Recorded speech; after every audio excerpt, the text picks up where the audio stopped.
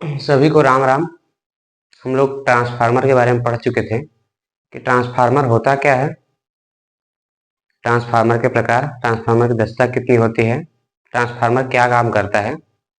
आज हम ट्रांसफार्मर से अलावा ट्रांसफार्मर का वर्गीकरण पढ़ेंगे। Classification of transformer.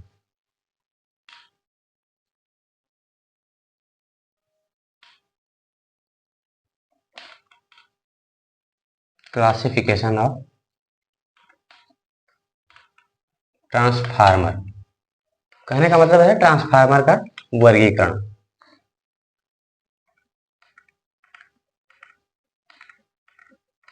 फार्मर का वर्गीकरण, वर्गीकरण का मतलब होता है कि उसको कई भागों में बांटना। ठीक है, तो हम लोग ट्रांसफार्मर को कई भागों में बांटे हैं।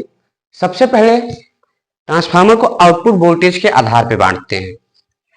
तो सबसे पहला क्लासिफिकेशन है आउटपुट वोल्टेज के आधार पर बांटना। आउटपुट का मतलब होता है कि हमें लास्ट में कितना प्राप्त होता है। वोल्टेज के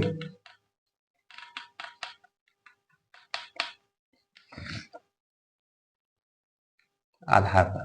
ठीक है, हमको नाम से पता है कि आउटपुट का मतलब क्या होता है कि हमने जो प्राप्त किया उसे हम आउटपुट बोलते हैं। ठीक है, तो आउटपुट के वोल्टेज के आधार पर ट्रांसफार्मर दो प्रकार के होते हैं। इसके आधार पर ट्रांसफार्मर दो प्रकार के होते हैं। ये दो प्रकार के होते हैं, मतलब ट्रांसफार्मर दो प्रकार के होते हैं। किसके आधार पे? आउटपुट वोल्टेज के आधार पे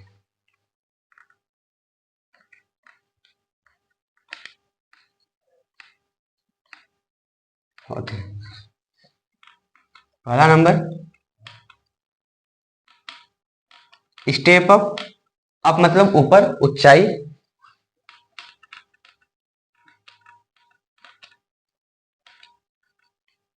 ट्रांसफार्मर। और दूसरा होता है स्टेप डाउन ट्रांसफार्मर।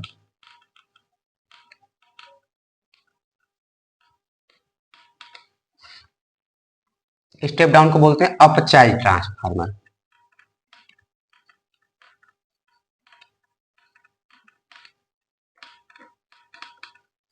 यानी इसका मतलब है कि यह वोल्टेज को बढ़ाता है।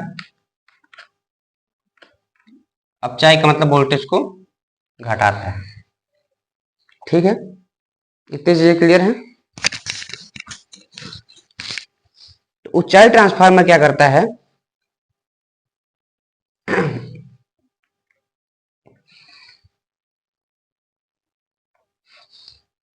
ध्यान से समझिएगा। ऊंचाई ट्रांसफार्मर वह ट्रांसफार्मर होता है जो इनपुट वोल्टेज को बढ़ाकर, इनपुट का मतलब यह होता है, एग्जांपल के लिए मैं यहाँ पे लिख रहा हूं किनारे, मैंने दिया इसे 11 केवी। इनपुट का मतलब जो मैंने दिया, और आउटपुट का मतलब जो मैंने प्राप्त किया, उसे आउटपुट बोलते हैं। ठीक है,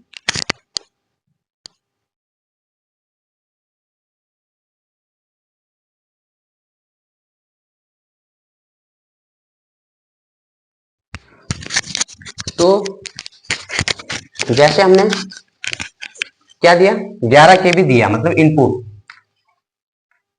और 66 केवी प्राप्त किए। यानी वह ट्रांसफार्मर जो इनपुट वोल्टेज को बढ़ाकर अधिक आउटपुट प्राप्त मतलब हमको देता है या हम प्राप्त करते हैं, उसे हम उच्चाई ट्रांसफार्मर कहते हैं। ठीक है, इतनी चीजें क्लियर हो गई। और अपचाई ट्रांसफार्मर किसे कहते हैं? वह ट्रांसफार्मर जो हम ज्यादा इनपुट देते हैं और हमें कम आउटपुट देता है। और स्टेप अप ट्रांसफार्मर का उपयोग कहां किया जाता है? डेल्टा डेल्टा प्रकार।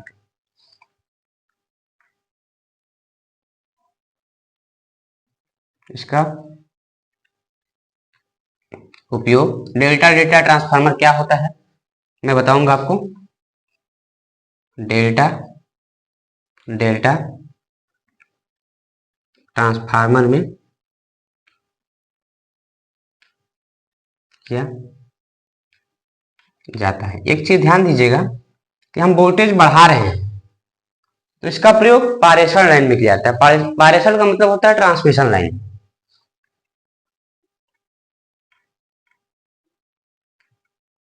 इसका प्रयोग ट्रांसमिशन लाइन, ट्रांसमिशन का मतलब होता है कि एक जगह से दूसरे जगह हम वोल्टेज को बढ़ा रहे हैं।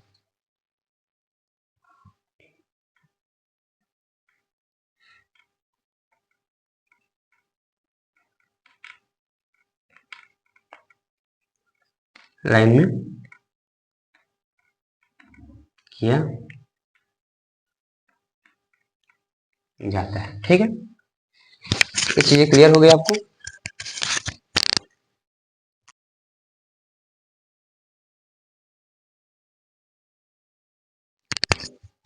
इसका उपयोग कहाँ किया जाता है? डेल्टा डेल्टा ट्रांसफार्मर में किया जाता है। ठीक है, इसका उपयोग पारेषण लाइन में किया जाता है।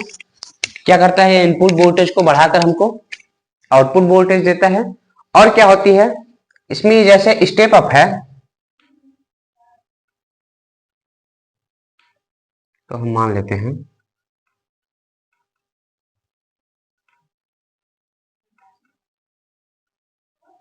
ये हो गया आपका वाइंडिंग। ठीक है, यहां हम क्या करें, वाइंडिंग को बढ़ा दिए। मतलब इसका मतलब एक पॉइंट और लिख सकते हैं, इसमें प्राइमरी वाइंडिंग में जो टर्न होते हैं लपेटे वो कम होते हैं और सेकेंडरी वाइंडिंग में जो टर्न होते हैं वो अधिक होते हैं। ये हो गया आपका स्टेप अप के बारे में डिटेल। ठीक है, और मैं आपको लिख भी रहा हूं, यहाँ पे मिटाते भी चलता हूं। अब स्टेप डाउन हम लोग पढ़ेंगे।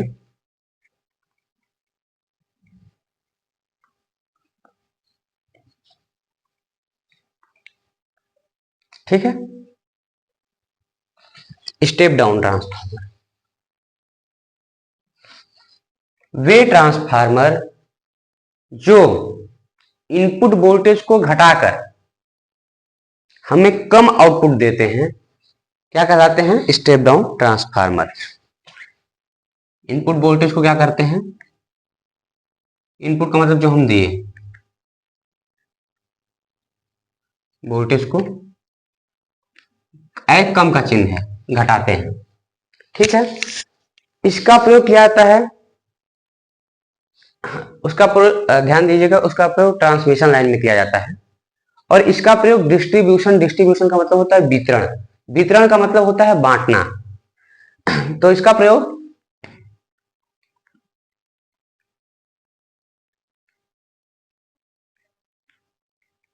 इसका उपयोग डिस्ट्रीब्यूशन, डिस्ट्रीब्यूशन का मतलब होता है वितरण। मैं आपको वितरण ही लिख देता हूं।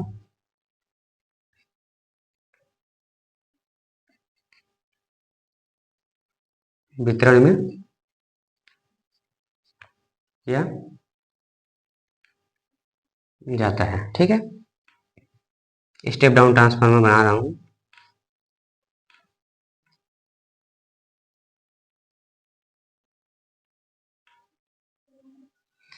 ठीक है, ये है पी, ये है यस। इसका उपयोग किसमें किया जाता है? वितरण में। ठीक है, एक चीज और लिख सकते हैं, इसमें प्राइमरी वाइंडिंग में टर्नों की संख्या ज्यादा जबकि सेकेंडरी वाइंडिंग में टर्नों की संख्या कम होती है। ठीक है, इसमें किसका प्रयोग किया जाता है? इसमें डेल्टा स्टार का प्रयोग किया जाता है।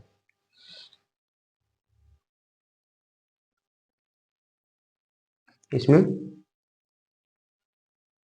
Delta, delta star, star star delta जो मैं लिखा हूं उसको समझाऊंगा। डेल्टा स्टार का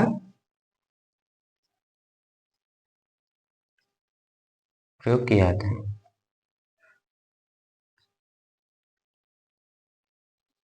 डिस्ट्रीब्यूशन का मतलब समझिए कि वहां से 1.1 केवी की लाइट आ रही है, हमको किसी शहर में, जैसे हमको घरेलू सप्लाई के लिए या जो हमको चाहिए तो उसको कई जगह पे बांटना है, जैसे 400 वोल्टेज आ रही है और हर घर में देना है, सप्लाई देना है हमको, तो उसके लिए प्रयोग किया जाता है, मतलब बांटा जाता है लाइट को, तो डिजिटल डायनेमिक्स का प्रयोग किया जाता है। ठीक है, इतना चाहिए, क्लियर है कि स्टेप अप क्या होता है, स्टेप डाउन क्या होता है, वितरण में कहाँ प्रयोग किया जाता है। जैसे कि प्राइमरी वाइंडिंग में अधिक वोल्टेज दी जाती है इसमें, क्योंकि शहरी क्षेत्रों में वितरण वोल्टेज का मान जैसे जो ज्यादा रहेगा तो उसमें कई जगह पर हमको कम करके कई घरों में देना होता है।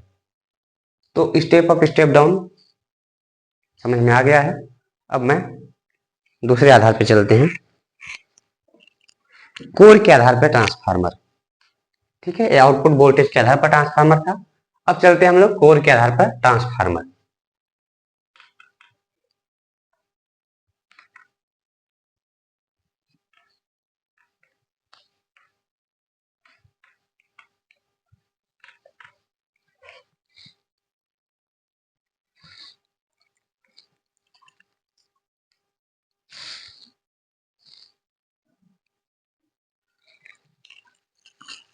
तो कोर के आधार पर ट्रांसफार्मर, कोर का मतलब होता है किनारा,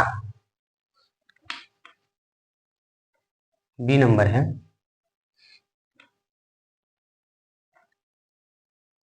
कोर के आधार पर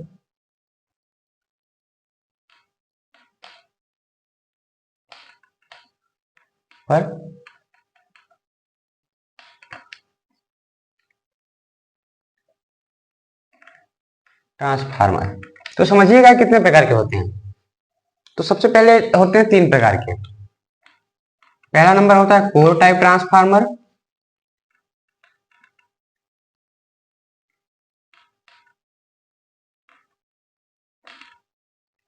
core type transformer.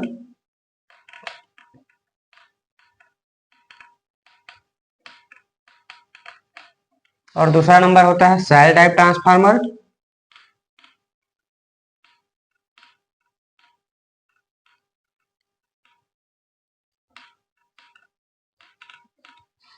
Shell type.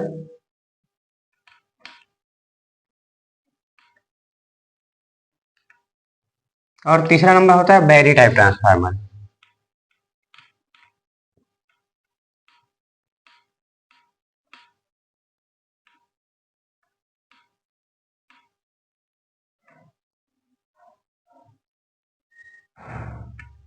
ठीक है, ये 3 प्रकार के हो गए। अब मैं एक एक करके सबके बारे में बात करता हूँ कि कोर टाइप ट्रांसफार्मर क्या होता है। ठीक है,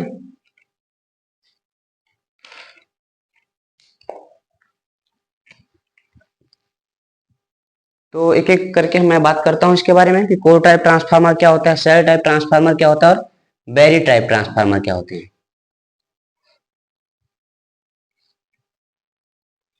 सबसे पहले बात करते हैं कोर टाइप ट्रांसफार्मर। अच्छा, हम जो कोर के आधार पर ट्रांसफार्मर है इसका प्रयोग क्यों करते हैं। मान लीजिए कि हम लोहे का प्रयोग करेंगे, जैसे कोरे हो गया,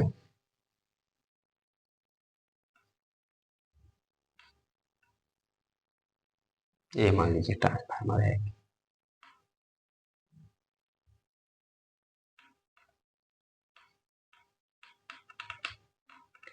इसके अंदर जो वाइंडिंग होती है वो ताम्र की होती है और जो कोर होता है वो लोहे का होता है। तो इसमें यदि जो किनारे वाला कोर है तो इसमें लौह धान लोहे की मात्रा ज्यादा होगी, यानी लौह हानि।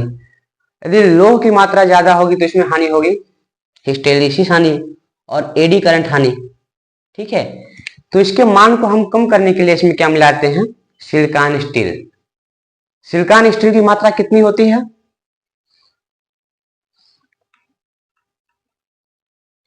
तो भंवर धारा हानि व हिस्टेरिसिस हानि को कम करने के लिए क्या मिलाया जाता है इसमें, सिलिकॉन स्टील। कितनी मात्रा होती है,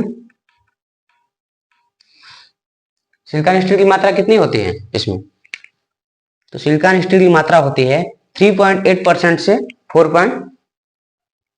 5%।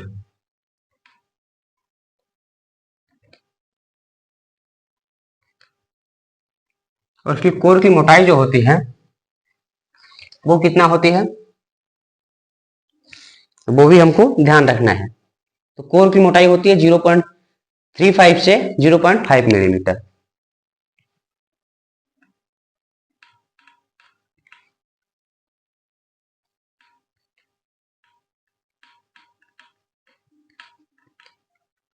जीरो पॉइंट थ्री फाइव से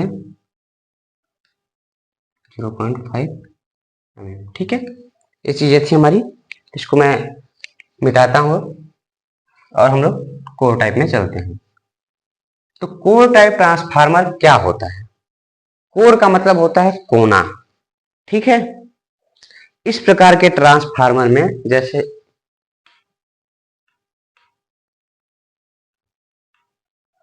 ये हो गया हमारा,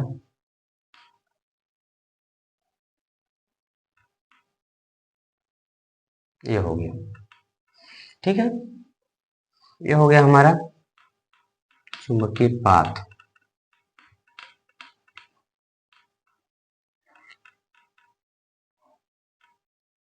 यहाँ कर देते हैं वाइंडिंग।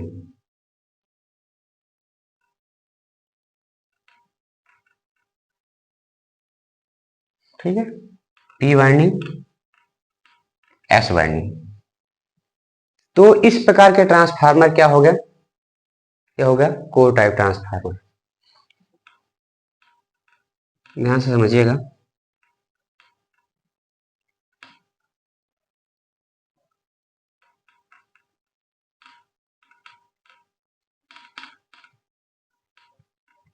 ये आपका कौन सा हो गया, कोर टाइप ट्रांसफार्मर। ठीक है, कोर टाइप ट्रांसफार्मर किसके किसके बने होते हैं, एल के, यू के और आई के। एल यू आई, ये ट्रांसफार्मर आकार इसका एल यू आई। इसका पहचानने का तरीका है, मैं बता रहा हूं, एल यू आई आकार में बने होते हैं। एल इधर से भी एल कर देते हैं, एक एल ऐसे गया उल्टा, एक एल ऐसे आ गया, तो बन गया ट्रांसफार्मर। यू हो गया ऐसे, इस पे लेटा देते हैं उल्टा टी, ये भी बन गया ट्रांसफार्मर। ठीक है, तो ये ट्रांसफार्मर ऐसे बनते हैं। ट्रांसफार्मर में जो कोर होती है you are E I U L J C, E I U L J C, transformer की कोर इस आकार में बनाई जा सकते हैं जो आप लोगों के बुक में दिया हुआ है। तो समझ में आ गया है कैसे है। तो ये ट्रांसफार्मर एल यू व आई के आकार में बने होते हैं। ठीक है, समझाने के लिए था कि कैसे बना होते हैं। ठीक है, तो ये ट्रांसफार्मर किसके किसके आकार में बने होते हैं, एल यू व आई। अब सबसे पहले इसमें चुंबकीय पाथ कितने हैं, एक है।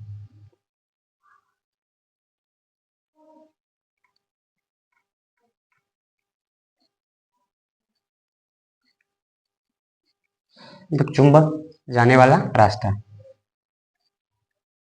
एक है। ठीक है, कोर कितनी है, दो कोर है।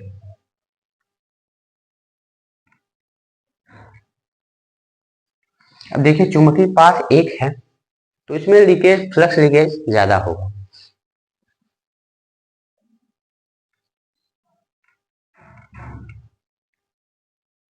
फ्लक्स लीकेज होगा ज्यादा, और फ्लक्स लीकेज जैसे ही ज्यादा होगा दक्षता हो जाएगी कम।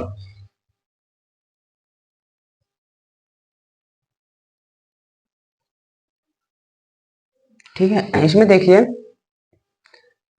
वाइंडिंग में ताम्रहानि होती है और कोर में लौह हानि होता है। इसमें क्या होता है कि ताम्र हानि लौह हानि से क्या है, ज्यादा है। ठीक है, तो इसमें ताम्र हानि लौह हानि से ज्यादा है, ये चीज हम लोग लिख सकते हैं।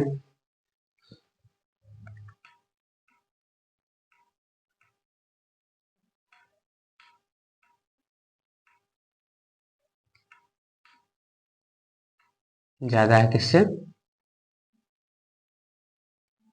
लौह हानि से। ताम्र हानि किसके कारण होती है, वाइंडिंग के कारण।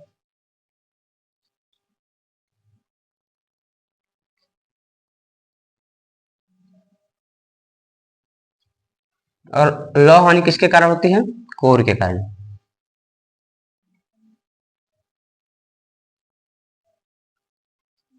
ठीक है, तो इसमें कोर 2 हो गया, चुंबकीय पाथ 1 हो गया। चुंबकीय पाथ 1 है तो इसके कारण क्या होगा, फ्लक्स लीकेज ज्यादा होगा। फ्लक्स लीकेज ज्यादा होगी तो इसकी दक्षता कम होगी। ठीक है, ये चीजें हो गई, तो आपको समझ में आ गया होगा। कौन कौन से टाइप के होते हैं, एल यू आई, ऐसे बना दीजिए, ये हो गया यल। फिर ऐसे उल्टा यल और बना दीजिएगा, ऐसे यल, ये भी हो गया। यू हो गया ऐसे, इसके ऊपर आई बना दीजिए। ठीक है, तो ये हो गया एल यू आई प्रकार के ट्रांसफार्मर। कोर टाइप ट्रांसफार्मर हो गया। अब हम लोग पढ़ते हैं सेल टाइप ट्रांसफार्मर। इसको मिटाते हैं।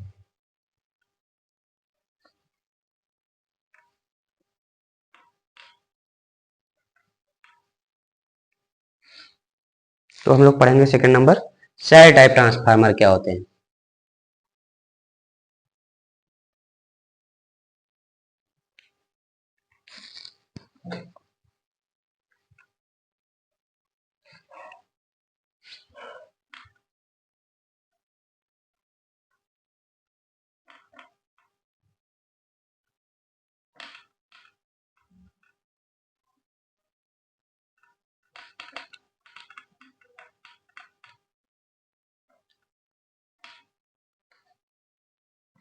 तो सेल टाइप ट्रांसफार्मर क्या होते हैं, ये होते हैं ई आई एम व ट्यूब आकृति की।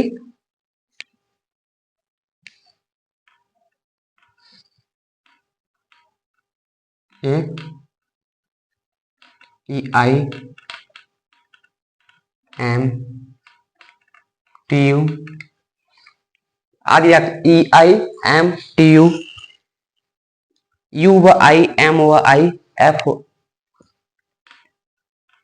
ई व आई आकृति। ठीक है, ई व आई, यू व आई, यू व आई। ठीक है, और क्या है, यम व आई,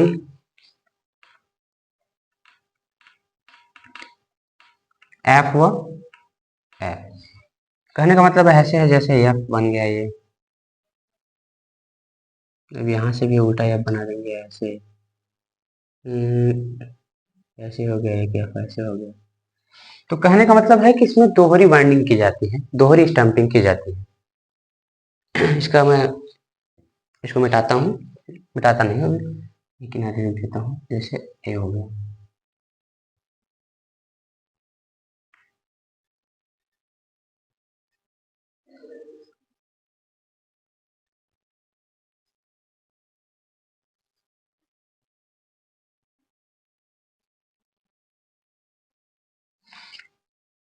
ठीक है, इसमें चुंबकीय पथ कितने होते हैं,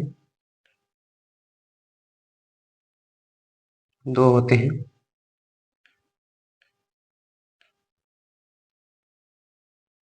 ठीक है, चुंबकीय पथ कितने हो गए, 2 हो गए। और चुंबकीय पथ जब 2 हो गए तो कोर कितनी हो गई, 1 2 3। ठीक है, तो चुंबकीय पथ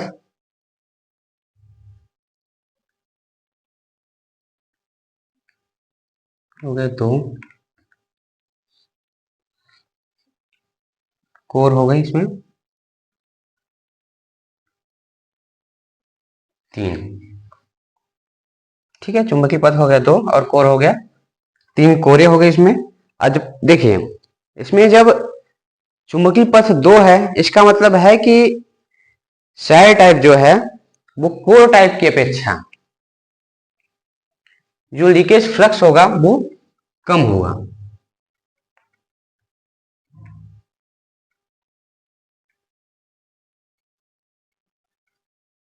लीकेज फ्लक्स कम होगा किससे?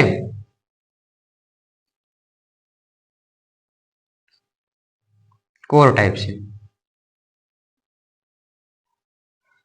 तुलना कर रहे हैं तो यदि लीकेज फ्लक्स कम होगी तो दक्षता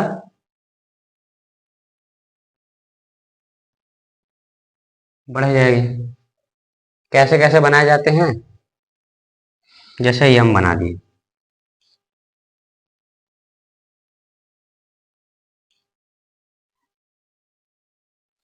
आई बना दिए, ये देखिए आपका बन गया।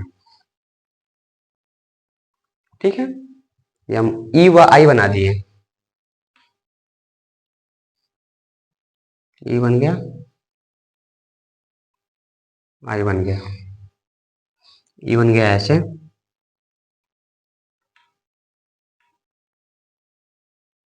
आई बन गया ऐसे। ठीक है, कोई दिक्कत?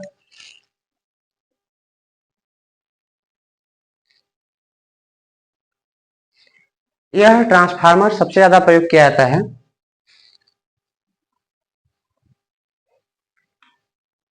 इसमें। देखिएगा वाइंडिंग कम दिख रही है, उसमें वाइंडिंग ज्यादा दिख रही थी।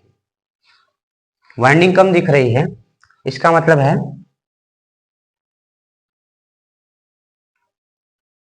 लौह हानि ज्यादा होती है।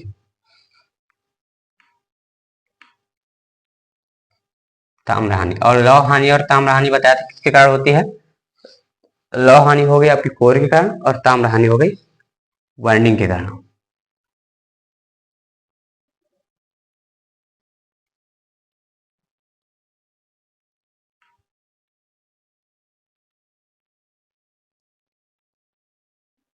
वाइंडिंग के कारण। ठीक है, इसकी दक्षता दिखोगे।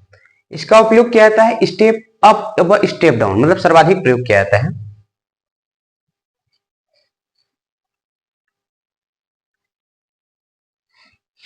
यूज हो गया इसका स्टेप अप व स्टेप डाउन ट्रांसफार्मर में इसका प्रयोग किया जाता है।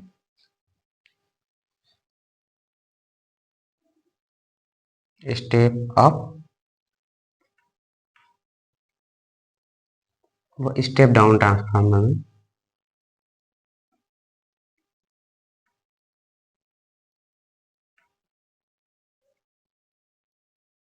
सर्वाधिक प्रयोग होता है। ठीक है, आपको क्लियर होगा। वो जो मैं इसके पहले कोर टाइप दिखाया था वो स्टेप डाउन ट्रांसफार्मर में सर्वाधिक प्रयोग होता है, शायद मैंने लिखा नहीं था, तो ये क्लियर हो गई। एफ व एफ का ट्रांसफार्मर मैं बता दिया था, एम व आई, एम हो गया, आई हो गया, बन गया, तो हो गया आपका सेल टाइप। अब इन दोनों की मैं तुलना करा देता हूँ। ठीक है, किसमें एक चुंबकीय पाथ होता है, किसमें, इसमें 2 चुंबकीय पाथ हो गए। कोर किसमें ज्यादा हो गई? कोर इसमें, उसमें 2 कोर थी, इसमें 3 कोर है। किसकी दक्षता अधिक होती है, किसकी कम होती है? तो सबसे पहले मैं इसमें एक अंतर आप लोगों को बोल देता हूं।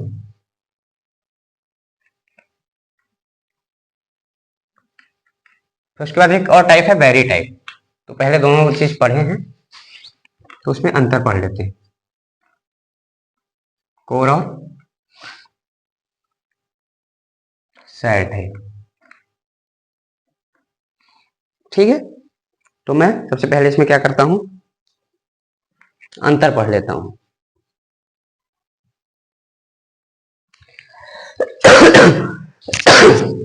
तो कोर टाइप ट्रांसफार्मर के कौन कौन सी आकृति के बनाए जा सकते हैं?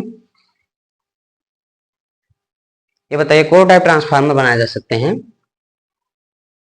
यू आई व एल आकृति के, you I L, you I L, और एक किसके बनाए जा सकते हैं, एम आई यू एफ आदि आकृति के बनाए जा सकते हैं। इसमें चुंबकीय पात कितना होता है,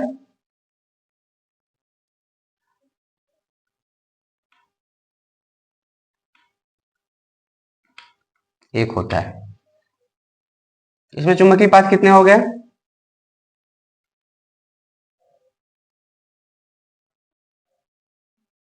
यहाँ पे दो हो गए, ठीक है। अब चुंबकीय पात दो हो गए। इसमें कोर कितने थे,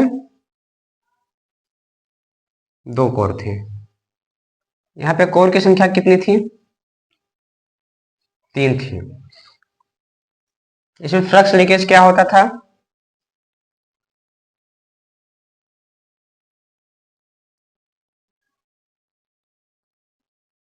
फ्लक्स लीकेज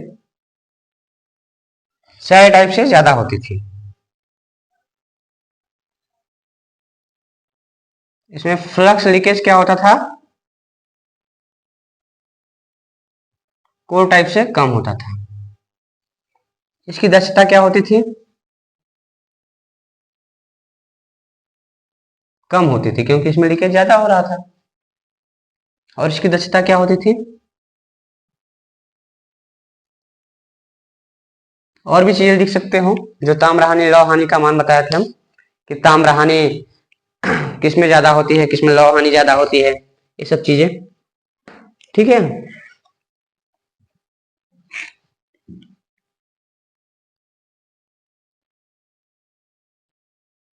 एक चीज और लिख सकते हो कि निम्न आउटपुट वोल्टेज प्राप्त कर सकते हैं, मैं लिखाया था कि कोर टाइप में निम्न आउटपुट वोल्टेज मतलब स्टेप डाउन में, जो कि सेट में स्टेप अप के लिए।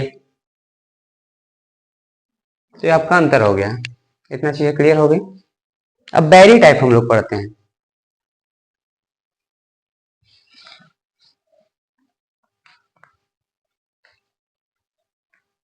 हम लोग पढ़ते हैं बैरी टाइप ट्रांसफार्मर, ठीक है।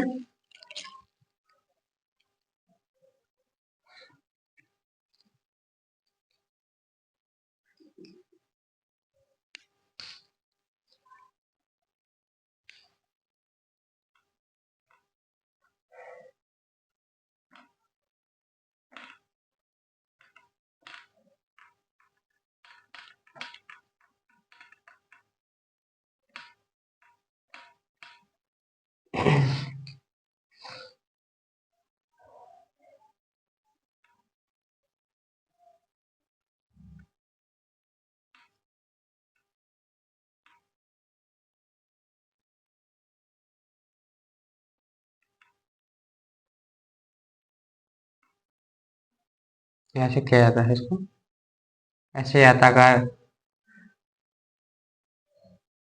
ये बैरी टाइप। इसमें क्या होता है कि जो लपेटे होती हैं एक ही जगह पर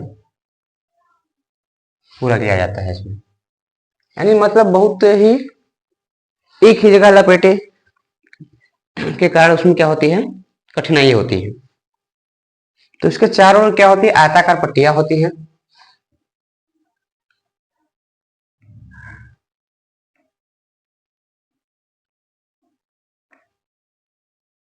अभी और आयताकार पट्टियां बनती जाएंगी।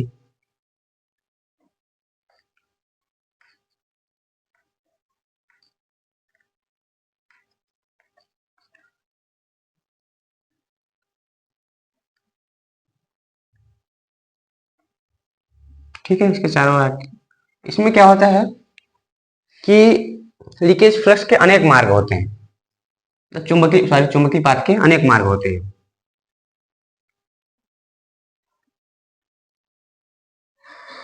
चुंबकीय पाथ के अनेक मार्ग होते हैं, मतलब बहुत सारे रास्ते होते हैं।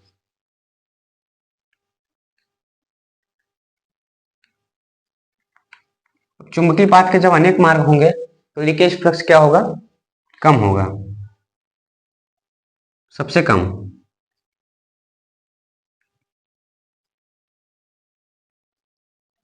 इसमें क्या होगा कि प्राइमरी वाइंडिंग का भी कर दिया गया है ऐसे, और सेकेंडरी वाइंडिंग का भी कर दिया गया है। लीकेज फ्लक्स क्या होगा, लीकेज फ्लक्स भी कम होगा। लीकेज फ्लक्स कम होगी तो यहाँ दक्षता बढ़ जाएगा। इसमें क्या होता है, रीवाइंडिंग के कारण इसमें बहुत ज्यादा कठिनाई होती है, इसलिए उसका उपयोग नहीं किया जाता है। यहाँ क्या करते हैं, सब ओवरलैप कर देते हैं, प्राइमरी वाइंडिंग और सेकेंडरी वाइंडिंग। यदि एक बार खराब हो गए तो इसको रीवाइंडिंग को सुलझाने में बहुत ज्यादा टाइम लग जाएगा और बहुत मुश्किल हो जाएगा, इसलिए इसका उपयोग नहीं करते। बाकी ये दक्षता के मामले में बहुत ही अच्छा ट्रांसफार्मर है, ये आपका वेरी टाइप ट्रांसफार्मर। ठीक है, इतनी चीजें क्लियर हो गई आपको। अब आते हैं हम और भी चीजों पे।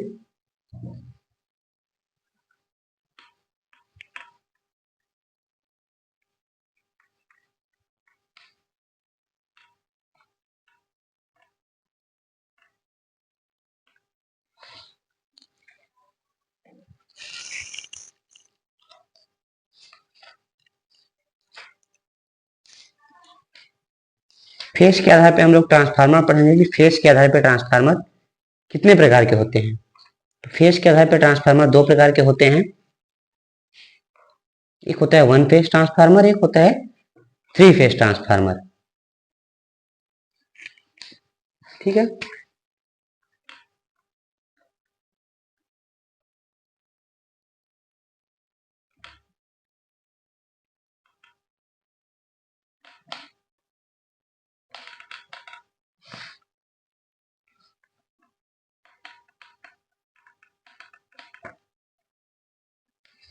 फेस के आधार पे ट्रांसफार्मर। तो फेस कितने प्रकार के होते हैं, एक होता है सिंगल फेस, एक होता है थ्री फेस। ठीक है, सिंगल फेस और थ्री फेस क्या क्या होता है इसके बारे में हम लोग पढ़ेंगे।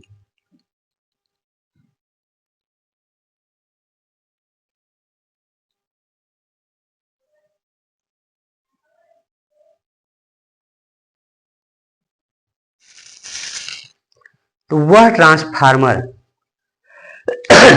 जो सिंगल फेस लाइन के लिए प्रयोग किया जाता है, सिंगल फेस ट्रांसफार्मर कहलाता है। मतलब इसमें फेसों की संख्या एक ही होती है। ठीक है, थ्री फेस ट्रांसफार्मर वह ट्रांसफार्मर जिसमें फेस तीन फेस होते हैं, तीन प्राइमरी वाइंडिंग और तीन secondary winding, three phase transformer कहलाता है। ठीक है,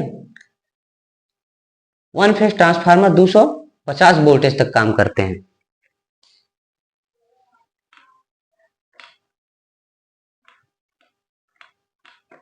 ट्रांसफार्मर कितना तक काम करते हैं, 250 वोल्टेज तक।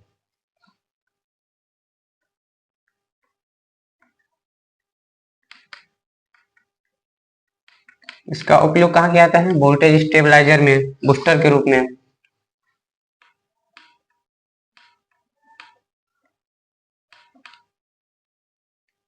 उपयोग वोल्टेज स्टेबलाइजर बूस्टर के रूप में किया जाता है। टीवी रिसीवर भी लिख सकते हैं, voltage stabiliser booster, TV receiver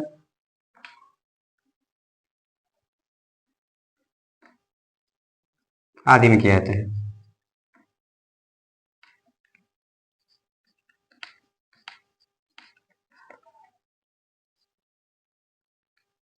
three phase transformer क्या होता है, वह ट्रांसफार्मर जो हम थ्री फेज के लिए काम में लाते हैं, थ्री फेज ट्रांसफार्मर कहलाते हैं, जैसे पारेषण लाइन के रूप में।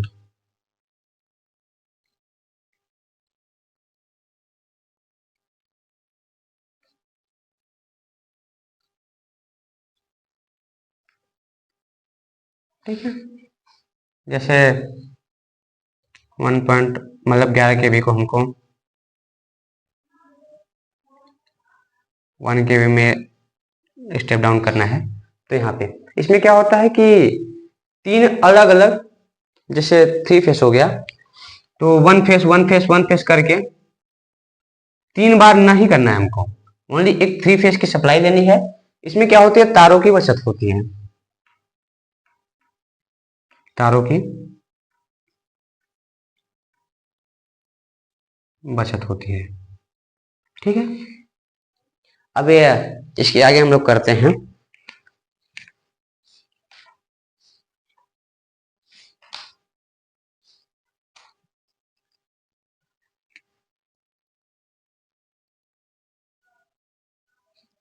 कनेक्शन की विधि। 3 फेस के आधार पर कनेक्शन की विधि।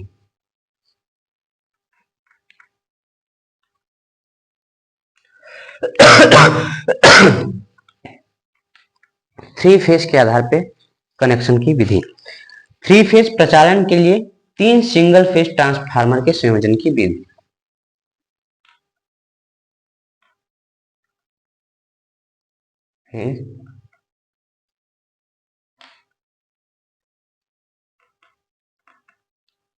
प्रचालन के लिए 3 फेस प्रचालन के लिए 3 फेस संयोजन की विधि।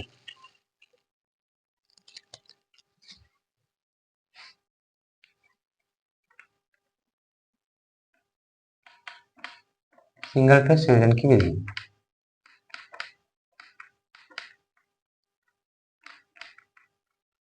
फेस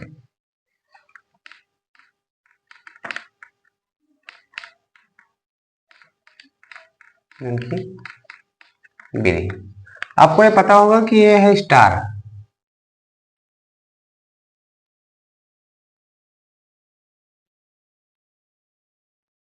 और ए है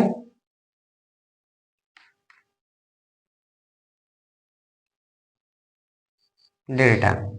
ठीक है, तो हम लोग ये पढ़ेंगे, सबसे पहले स्टार स्टार पढ़ेंगे, फिर स्टार डेल्टा पढ़ेंगे, ये सब चीजें हम लोग पढ़ेंगे अभी, और इसके बारे में डिटेल में बात करेंगे।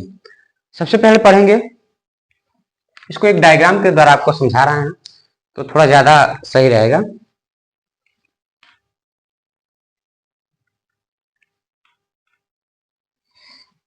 आपके एग्जाम में भी आता है क्वेश्चन।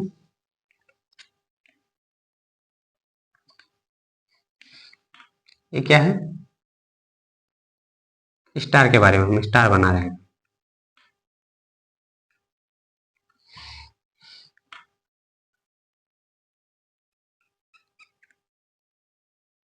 स्टार स्टार, ठीक है, स्टार स्टार हो गया, स्टार डेल्टा हो गया सेकंड नंबर,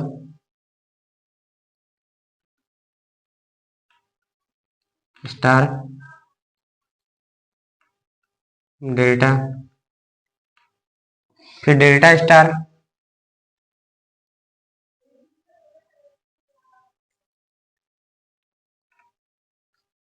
डेल्टा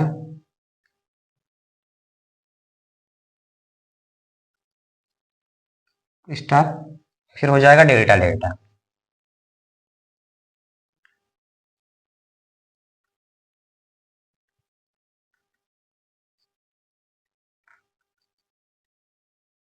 ठीक है, तो सबसे पहले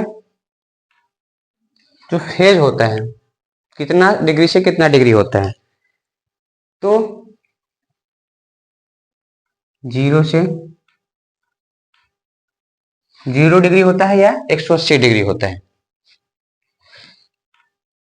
जो फेज अंतराल होता है 0 या 180 डिग्री, 0 या 180 डिग्री, यहाँ क्या होता है, यहाँ होता है 30 डिग्री लैगिंग और यहाँ होता है 30 डिग्री लीडिंग। 30 डिग्री लैग करता है और 30 डिग्री ये करता है, लीड करता है। ये हो गया आपका फेज अंतर। यहाँ पे एक और पॉइंट लिख देते हैं, फेज डिफरेंस। आप लोगों को समझ में आ रही है क्या, फेज डिफरेंस हो गया। इसका प्रयोग उच्च वोल्टेज व हाई वोल्टेज व हाई पावर में किया जाता है। हाई वोल्टेज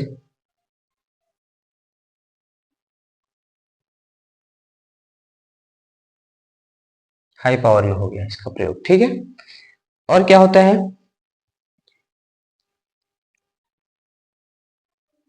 इसका प्रयोग हो गया वोल्टेज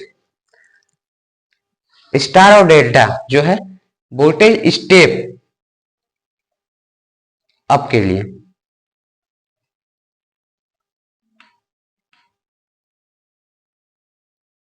वोल्टेज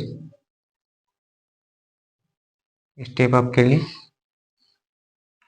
पावर ट्रांसफार्मर में।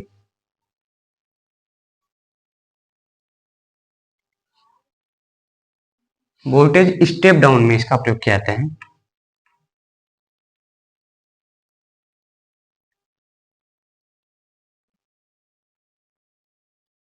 डाउन पावर ट्रांसफार्मर के रूप में, पावर ट्रांसफार्मर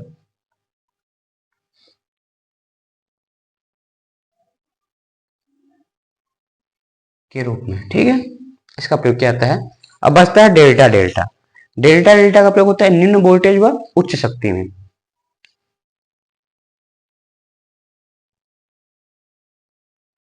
लो वोल्टेज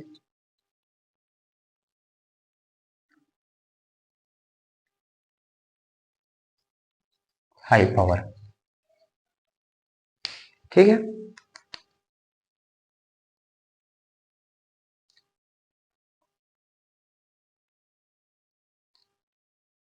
ये आपका हो गया कि स्टार स्टार कितना डिग्री का होता है, कहाँ पे प्रयोग करते हैं, एग्जाम में आता है, इसलिए मैंने पूरा बता दिया। पावर क्या है, पावर व वोल्टेज के बारे में यहाँ पे। तो ये चीजें क्लियर हो गई आपको। ठीक है, तो आज की क्लास कैसी लगी बताइएगा जरूर, और सबसे पहले वीडियो को जाके सब्सक्राइब करना है, आपको पूरी अच्छी क्लास मिलेगी। अभी और भी पार्ट बचे हुए हैं जो मैं अगले दिन इसको पूरा करूँगा। धन्यवाद।